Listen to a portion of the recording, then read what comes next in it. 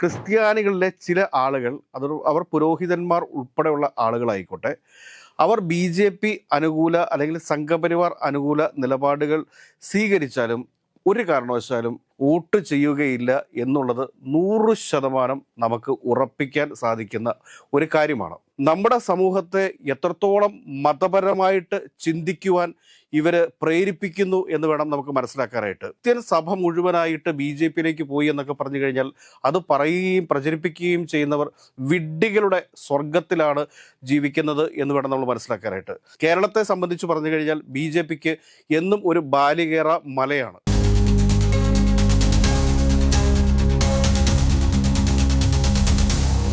നമസ്കാരം.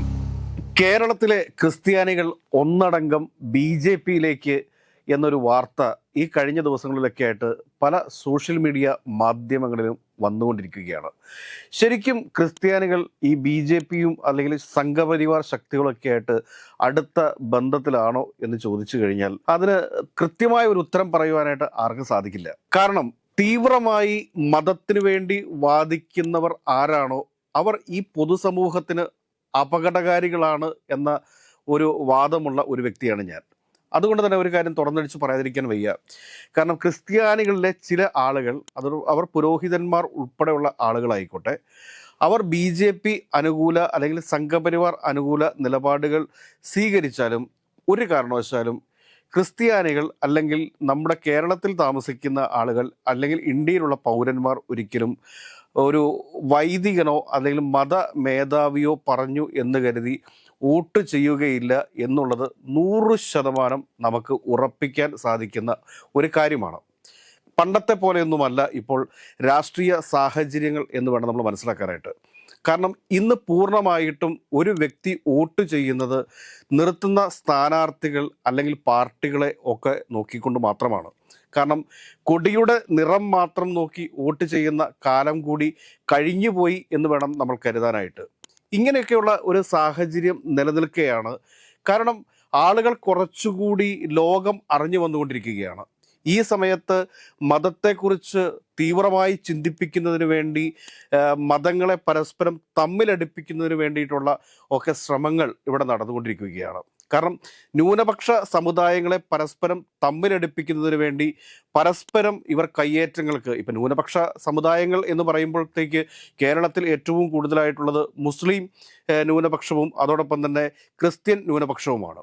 ഇവരെ പരസ്പരം തമ്മിലടിപ്പിക്കുന്നതിന് വേണ്ടിയിട്ട് ഇവരുടെ വ്യാപാര അല്ലെങ്കിൽ ഇവരുടെ സാമ്പത്തിക അവസ്ഥകളെ പരസ്പരം കയ്യേറ്റം ചെയ്യാൻ വേണ്ടിയിട്ട് അല്ലെങ്കിൽ കയ്യേറുവാൻ വേണ്ടിയിട്ട് ഇരു കൂട്ടരും പരിശ്രമിക്കുന്നു എന്ന രീതിയിലുള്ള പ്രചരണമൊക്കെ ചില ഭാഗങ്ങളിൽ നിന്ന് ഉണ്ടാകുന്നു എന്നുള്ളത് സമൂഹത്തിൻ്റെ സമാധാനത്തിനും നമ്മുടെ ഇന്ത്യയുടെ മതേതരത്വത്തിനും ഒക്കെ അപകടം സൃഷ്ടിക്കുന്നു എന്ന് വേണം കരുതാനായിട്ട്.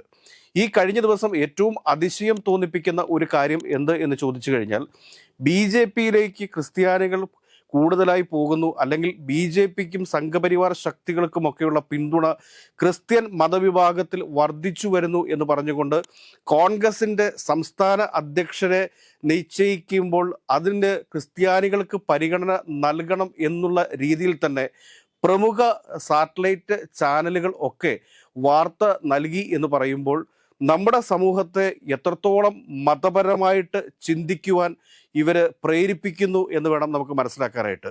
ഈ നാട്ടിലെ മതേതരത്വത്തിനും ഈ നാട്ടിലെ സമാധാന ജീവിതത്തിനുമൊക്കെ ഏറെ പ്രോത്സാഹനം നൽകേണ്ട പത്രമാധ്യമങ്ങളൊക്കെയാണ് ഇങ്ങനെ ചിന്തിക്കുന്നത് എന്ന് തോന്നുമ്പോൾ അവരുടെ അവസ്ഥയിൽ വേറെ ദയനീയത നമുക്ക് തോന്നിപ്പോവുകയാണ് എന്ന് പറയട്ടെ. ഈ കേരളത്തിൽ താമസിക്കുന്ന ആളുകൾ വിവിധ രാഷ്ട്രീയ പാർട്ടികളിൽ പ്രവർത്തിക്കുന്നുണ്ട്, വിവിധ സാമുദായിക സംഘടനയിൽ പ്രവർത്തിക്കുന്നുണ്ട്. പക്ഷെ ഇവരൊക്കെ ഈ അവരുടെ നേതാക്കന്മാർ ഇപ്പോൾ ഒരു പാർട്ടിയിൽ പ്രവർത്തിക്കുന്ന ആളുകൾ തന്നെ അവരുടെ നേതാക്കന്മാർ പറഞ്ഞാൽ അവരുടെ സ്ഥാനാർത്ഥികൾക്ക് വോട്ട് ചെയ്യണമെന്ന് നിർബന്ധമില്ല. വ്യക്തികളെ നോക്കി തന്നെയാണ് ഈ ഒരു കാലഘട്ടത്തിൽ ഈ ഒരു പുതിയ യുഗത്തിൽ വോട്ട് ചെയ്യുന്നത് എന്നുള്ളത് 100% ശരിയാണ്. അതുകൂടാതെ വേറൊരു കാര്യം കൂടി പറഞ്ഞു വെക്കട്ടെ. ഇനി ക്രിസ്ത്യാനികൾ എല്ലാം ബി ജെ പിയിലേക്ക് അടുക്കുകയാണ് എന്നുള്ള രീതിയിൽ വാർത്ത പ്രചരിപ്പിക്കുന്നതിന് കാരണം എന്താണ്?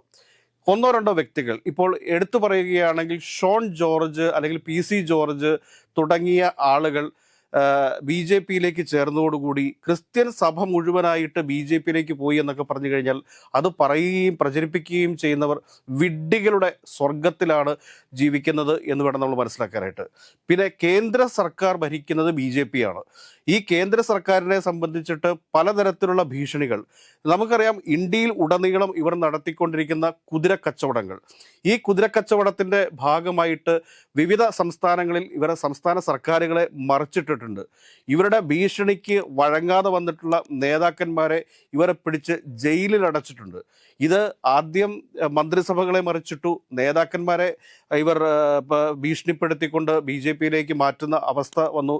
ഇനിയുള്ളത് മതങ്ങളെയാണ്. കേരളത്തെ സംബന്ധിച്ച് പറഞ്ഞു കഴിഞ്ഞാൽ BJP-ക്ക് എന്നും ഒരു ബാലികേറ മലയാണ്. ഇങ്ങനെ ബാലികേറ മലയായിട്ട് BJP-യുടെ മുമ്പിൽ നിൽക്കുന്ന കേരളത്തിൽ ഏതെങ്കിലും ഒരു മതവിഭാഗത്തെ കൂട്ടുപിടിച്ച് അധികാരത്തിൽ എത്താം എന്നുള്ളൊരു വ്യാമോഹം BJP-ക്ക് ഉണ്ട് എന്ന് വേണം നമ്മൾ കരുതാനായിട്ട്.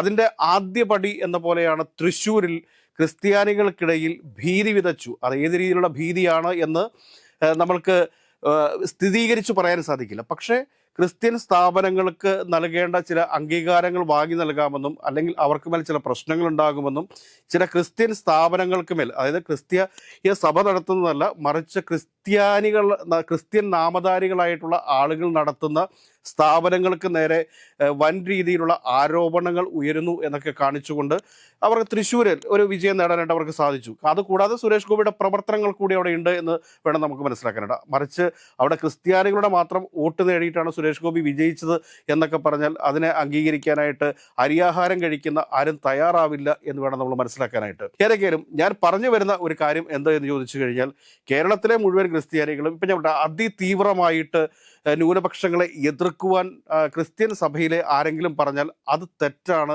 അത് മതേതര ഇന്ത്യക്ക് അപകടകരമാണ് എന്ന് ഞാൻ വീണ്ടും എടുത്തു പറയുവാൻ വേണ്ടി ആഗ്രഹിക്കുകയാണ്. ഇതേപോലെ തന്നെ സമാനമായിട്ട് തന്നെ മുസ്ലിം ന്യൂനപക്ഷങ്ങൾക്കിടയിൽ അതിതീവ്രമായ മതം പറയുകയും ക്രിസ്ത്യൻ സമൂഹത്തിനെതിരെയോ ഭൂരിപക്ഷ സമുദായങ്ങൾക്കെതിരെയോ ഒക്കെ പറയുന്ന രീതി ഉണ്ടായാൽ അതും നമ്മുടെ മതേതരത്വത്തിന് അപകടകരമാണ് എന്ന് വേണം നമ്മൾ മനസ്സിലാക്കാനായിട്ട്. ഇങ്ങനെ അതിതീവ്രമായിട്ട് നമ്മുടെ മതേതരത്വത്തിന് മുറിവേൽപ്പിക്കത്തക്ക രീതിയിൽ ആരെങ്കിലുമൊക്കെ സംസാരിച്ചാൽ അതിനെതിരെ ശക്തമായ നിലപാട് സ്വീകരിക്കേണ്ട സർക്കാരുകൾ തന്നെ ഇതിനെ പ്രോത്സാഹിപ്പിക്കുന്ന ഒരു രീതി ഉണ്ടായാൽ അത് ഏറെ അപലപനീയമാണ് എന്ന് പറയേണ്ടി വരും. ഏതൊക്കെയായാലും ഒരു കാര്യം നമുക്ക് തീർത്തു പറയാൻ സാധിക്കും, ഈ പല വിവിധ മതങ്ങളിലാണ് നമ്മൾ വിശ്വസിക്കുന്നതിലും മതം എന്ന ഒരു ചിന്തയും ഒക്കെ നമ്മുടെ ഒരു വികാരവും ഒക്കെ എല്ലാവരുടെയും മനസ്സിൽ ഉണ്ട് എങ്കിലും അതൊക്കെ ഏത് രാഷ്ട്രീയ പാർട്ടിക്ക് വോട്ട് ചെയ്യണമെന്ന് നമ്മുടെയൊക്കെ മതനേതാക്കന്മാർ പറഞ്ഞാൽ അനുസരിക്കുന്ന അത്രയും കേരളത്തിലെ ജനത തരം താഴ്ന്നിട്ടില്ല എന്നാണ് എനിക്ക് തോന്നുന്നത്. ഏതായാലും ഒന്ന് പറയാം, മുഴുവൻ ക്രിസ്ത്യാനികളും BJP-യിലേക്കാണ് എന്ന വാദം തെറ്റാണ്. ചില BJP-യിലേക്ക് അടുപ്പിക്കുവാൻ വേണ്ടിയുള്ള ചില ശ്രമങ്ങൾ നടക്കുന്നു. അതിനെ ചെറുത്തു തോൽപ്പിക്കാനാണ് മറ്റ് രാഷ്ട്രീയ പാർട്ടികൾ ശ്രമിക്കേണ്ടത്. പക്ഷേ ഞാൻ പറയുന്നത് BJP എന്ന് പറയുന്നത് അകറ്റി നിർത്തേണ്ട ഒരു രാഷ്ട്രീയ പ്രസ്ഥാനമാണ് എന്നൊന്നും ഞാൻ പറയുന്നില്ല. എങ്കിലും മണിപ്പൂർ പോലെയുള്ള സ്ഥലങ്ങളിൽ അവിടെ സമാധാനം നിലനിർത്തുവാൻ, അവിടുത്തെ മതേതരത്വത്തെ സംരക്ഷിക്കുന്നതിന് വേണ്ടിയിട്ടുള്ള നടപടികൾ സ്വീകരിക്കാത്ത ഒരു കേന്ദ്ര സർക്കാർ ഭരിക്കുന്നത് BJP ആണെന്നുള്ള ബോധം ഇവിടുത്തെ ന്യൂനപക്ഷങ്ങൾക്ക് ഉണ്ടാവണം എന്ന് മാത്രം ഓർമ്മിപ്പിക്കുകയാണ്. ഏതൊക്കെയായാലും ഒരു കാര്യം പറയാം, ക്രിസ്ത്യാനികൾ എന്ന ആയിക്കൊള്ളട്ടെ, മുസ്ലിമുകൾ ആയിക്കോട്ടെ, ഹിന്ദുക്കളായിക്കൊള്ളട്ടെ, ആരായിരുന്നാലും അവരെല്ലാവരും ഇന്ത്യക്കാരാണ് എന്ന ഒരു ബോധ്യമുണ്ടാവണം. ഒരു കാരണവശാലും RSS സംഘപരിവാർ ശക്തികളുടെ കൈകളിലേക്ക് ക്രിസ്ത്യാനികൾ എത്തിപ്പെടില്ല എന്ന് തന്നെയാണ് കരുതുന്നത്. ആരെങ്കിലുമൊക്കെ അതിന് ശ്രമിച്ചാലും അത് പരാജയപ്പെടുവാനുള്ള സാധ്യതകളാണ് ഉള്ളത് എന്ന് മാത്രം പറഞ്ഞുകൊണ്ട് നിർത്തട്ടെ. നന്ദി, നമസ്കാരം.